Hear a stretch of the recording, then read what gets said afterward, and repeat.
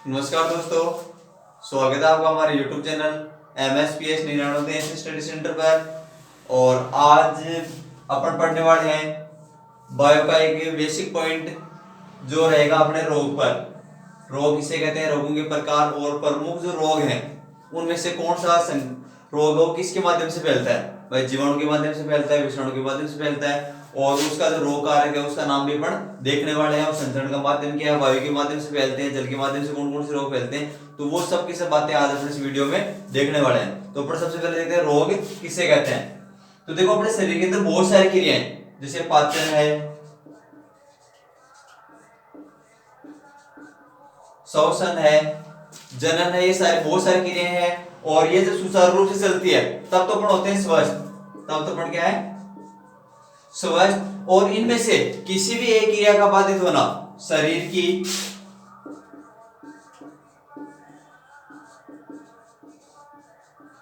किसी भी क्रिया का बाधित होना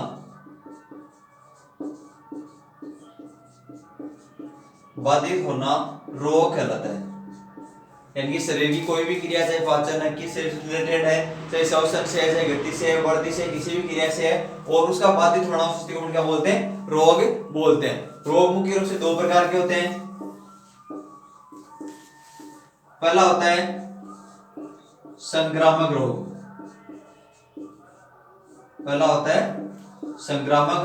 और दूसरा होता है असंक्रामक रोग।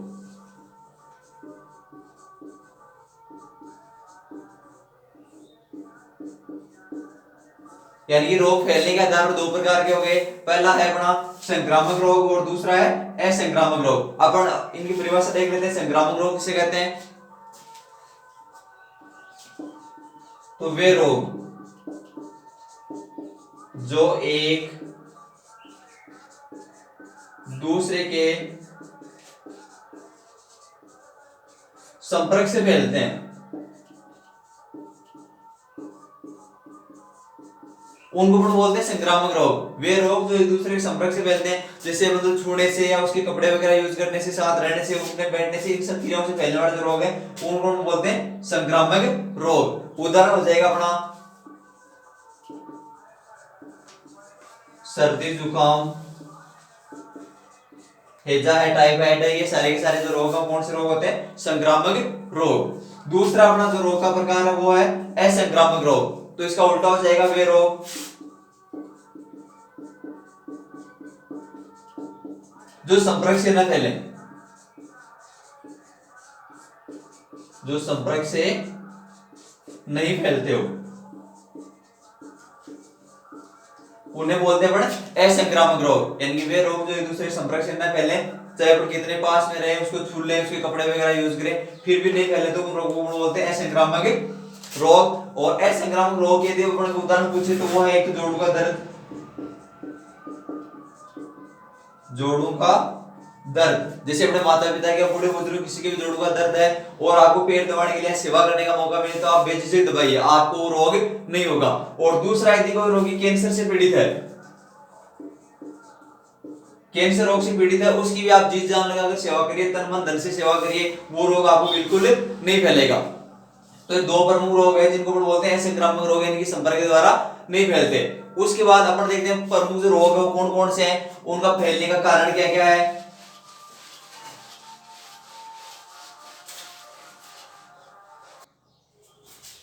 हाँ तो दोस्तों अब अपन देखते हैं प्रमुख रोग के नाम।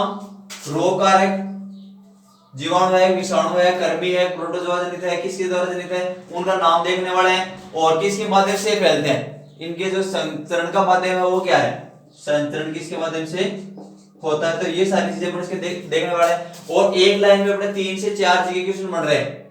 देखो सबसे पहला है अपना क्षय टीबी।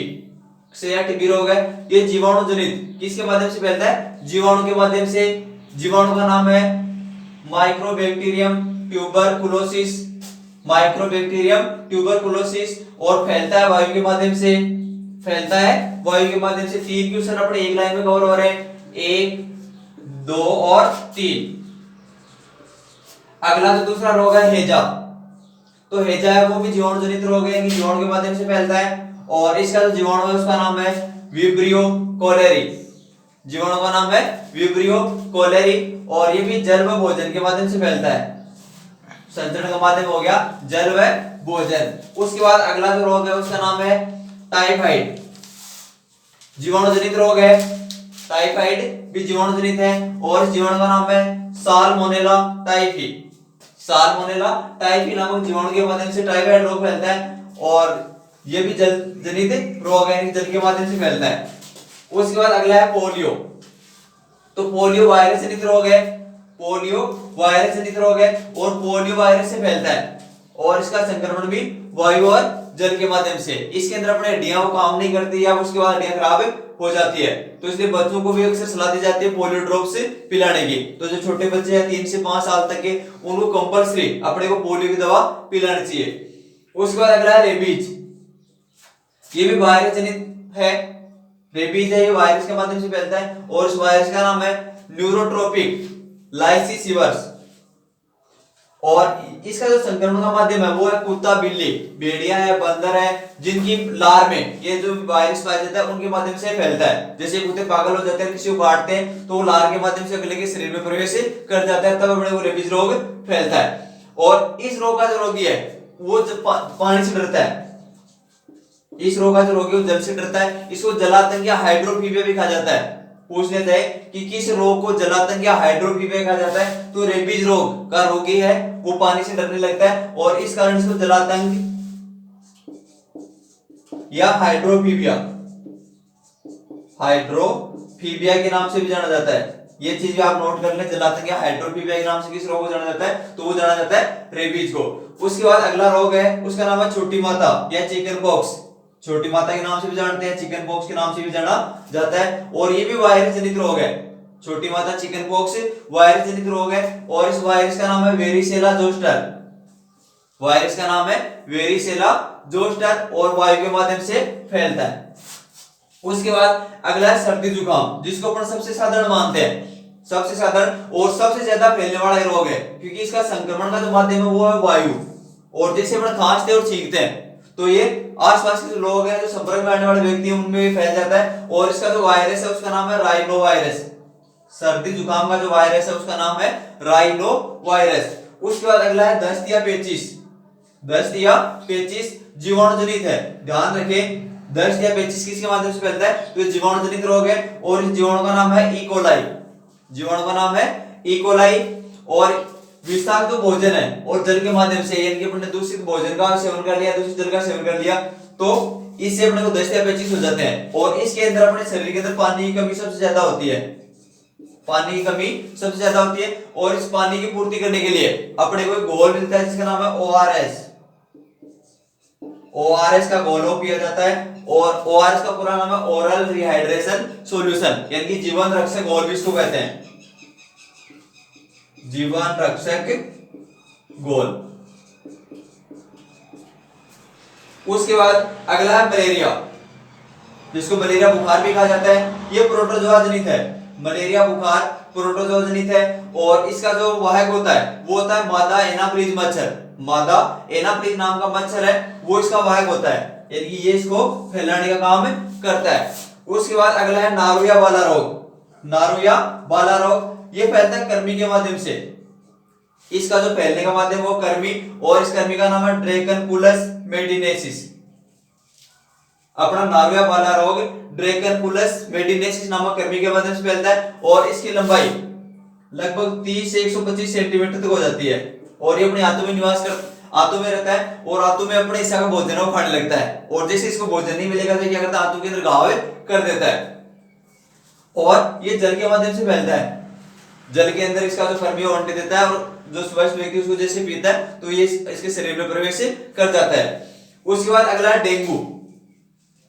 अगला जो रोग है उसका नाम है डेंगू और ये वायरस जनित है। डेंगू है ये वायरस जनित रोग है और इसका जो वाहक है वो है मादा एडिस एक्वती नामक जो मच्छर होता है वो इसका वाहक होता है। ध्यान रखिए, डेंगू नाम छोटा है तो इसमें है एडिस और मलेरिया नाम बड़ा है तो इसमें मादा एनाफ्लीज और दोनों के जो वाहक है वो मादा मच्छर है क्योंकि फैलाने का काम जिम्मा किसने ले रखा है, मादाओं ने ले रखा है। चाहे कुछ भी फैलाने का मादा ही करती है। उसके बाद अपन देखते हैं आगे और कौन कौन से रोग हैं।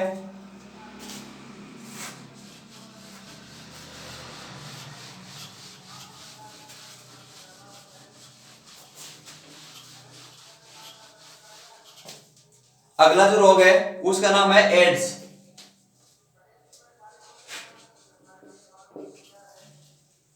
एड्स रोग है तो एड्स का पूरा नाम देख लेते हैं सबसे पहले। तो एड्स का पूरा नाम है acquired immuno deficiency syndrome.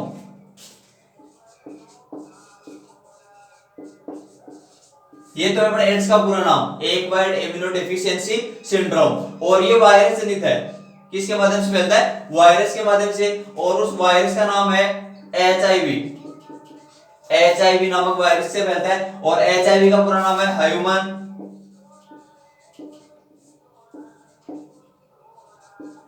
Immuno deficiency virus. Deficiency virus यानी कि इसमें तो एच का अर्थ हो जाएगा सिंड्रोम और इसमें वी का अर्थ हो जाएगा वायरस। तो जो एचआईवी है वो ह्यूमन इम्यूनो डेफिशिएंसी वायरस के माध्यम से फैलता है। और देखो एड्स वैसे देखा जाए कोई रोग नहीं है। एड्स के बारे में कहा जाता है कि एड्स किसी को मारे नहीं हथियारा, एड्स किसी दूसरे रोग से मर जाएगा, तेरा इम्यून सिस्टम हो जाएगा फेल। तो ये क्या करता है? अपना जो प्रतिरक्षा तंत्र है ये मुख्य रूप से प्रतिरक्षा तंत्र पर हमला करता है, यानी कि इसको कमजोर बना देता है। प्रतिरक्षा तंत्र है जो अपनी रोगों से रक्षा करता है उसको बिल्कुल कमजोर बना देता है। और कमजोर हो जाने के कारण अपना जो रोग शरीर है वो साधारण से साधारण रोग है उसको भी ठीक नहीं कर पाएगा। जैसे मान लो अपने को साधारण सा सर्दी जुकाम हो गया, सर्दियां जुकाम हो गया, या कहीं पर चोट वगैरह लगी, या और कोई छोटी सी भी बीमारी हो गई तो अपना प्रतिरक्षा तंत्र काम नहीं कर पाता और उस स्थिति में वो रोग बहुत ज्यादा हावी हो जाता है। और कहते हैं कि मतलब सर्दी जुकाम से भी व्यक्ति की मृत्यु हो जाती है एड्स से जो संक्रमित है। उसके बाद अगला जो रोग है वो है कैंसर। अगला रोग है और पहले इसका अपन हिंदी में नाम देख लेते हैं। एक्वायर्ड इम्यूनो डेफिशिएंसी सिंड्रोम का हिंदी में नाम होता है उपार्जित प्रतिरक्षा न्यूनता। उपार्जित प्रतिरक्षा न्यूनता यानी कि एक्वायर्ड इम्यूनो डेफिशिएंसी सिंड्रोम का हिंदी में अर्थ होगा उपार्जित प्रतिरक्षा न्यूनता। यानी कि प्रकृति से अपने जो प्रतिरक्षा प्रणाली मिलती है वो उसके अंदर कमी आ जाती है और उससे व्यक्ति की मृत्यु होती है। उसके बाद अगला रोग है कैंसर। तो कैंसर होता है अनियंत्रित कोशिका विभाजन से। अनियंत्रित कोशिका विभाजन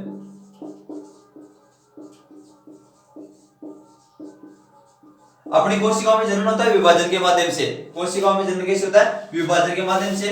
और जब ये जनन का प्रक्रम है विभाजन का प्रक्रम बहुत ज्यादा तेज हो जाता है तो अपने शरीर के अंदर कोशिकाओं की संख्या बढ़ने लगती है और कोशिकाओं की संख्या बढ़ने के कारण ये अपने शरीर में जगह जगह पर रुकने लगती है। और जैसे जैसे रुकेगी तो इससे किसका निर्माण होगा? ट्यूमर का। ट्यूमर यानी कि गांठ का निर्माण होने लगता है। और जैसे गांठ बढ़ेगी फिर धीरे धीरे वो सड़ना गलना शुरू हो जाती है और सड़ने गलने से अपना अंग भी पूरा पूरा खराब हो जाता है। उसके बाद अगला है अपना एनीमिया। अगला जो रोग है उसका नाम है एनीमिया।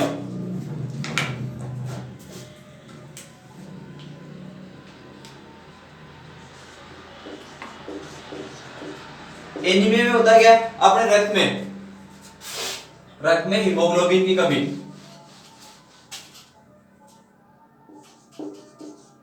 रक्त में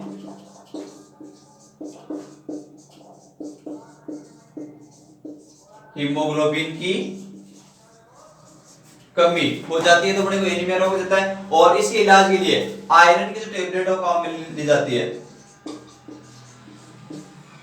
आयरन या आयरन फोलिक एसिड की टेबलेट काम में ली जाती है। उसके बाद अगला अपना जो रोग है वो है हीमोफीलिया।